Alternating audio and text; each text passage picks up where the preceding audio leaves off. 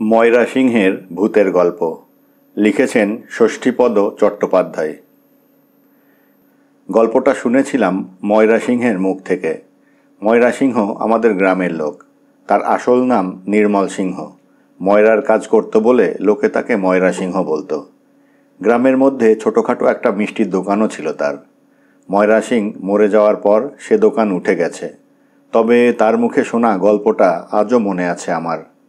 আমাদের গ্রাম থেকে বেরোবার মুখে কুলির রাস্তা ধরে একটা বেলগাছে নাকি একটা ভূত থাকত।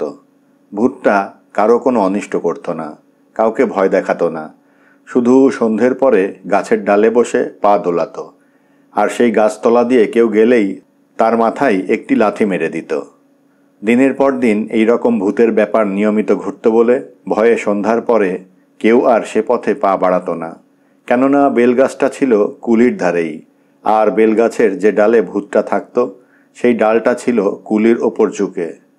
তাই কুলি ছেড়ে অন্য পথেই লোকজন যাতায়াত করত।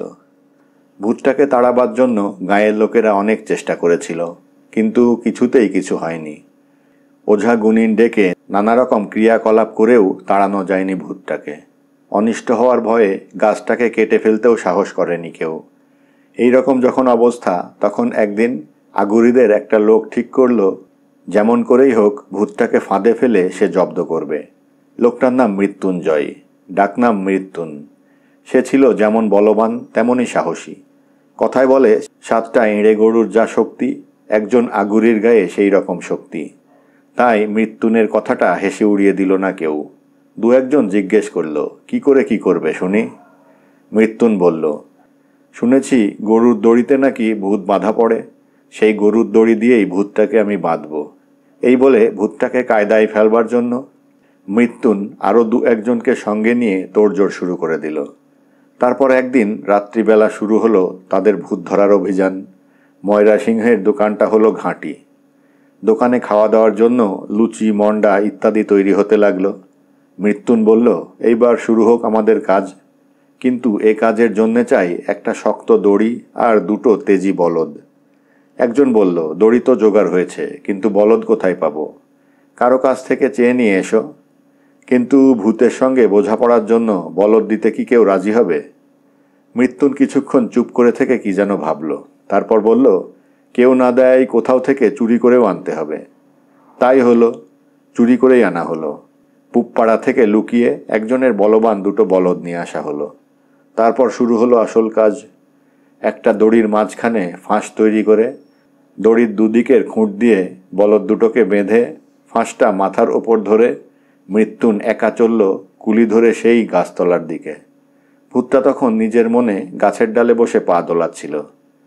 এমন সময় মৃত্যুন এসে পড়ল সেই গাছতলায়। যেই না এসে পড়া, অমনি মাথার পোকা নড়ে উঠল ভূতটার। সে করল কি, তার স্বভাব মতো মৃত্যুনের মাথার ওপর মেরে দিল এক লাথি। মৃত্যুন তো এইরকমই চেয়েছিল। ভূতটা তার মাথায় লাথি মারার সঙ্গে সঙ্গেই ফাঁসটা টেনে দিল সে। তারপর আর কোনো দিকে না তাকিয়ে চোঁচা দৌড় দিয়ে উঠল এসে ময়রা সিংহের দোকানে। সেখানে মৃত্যুনের জন্যে যারা অপেক্ষা করছিল, মৃত্যুন তাদের নিজের কীর্তির কথা বলে সকলের সঙ্গে হাতে হাত মিলিয়ে খেতে লাগলো লুচি, মন্ডা ইত্যাদি।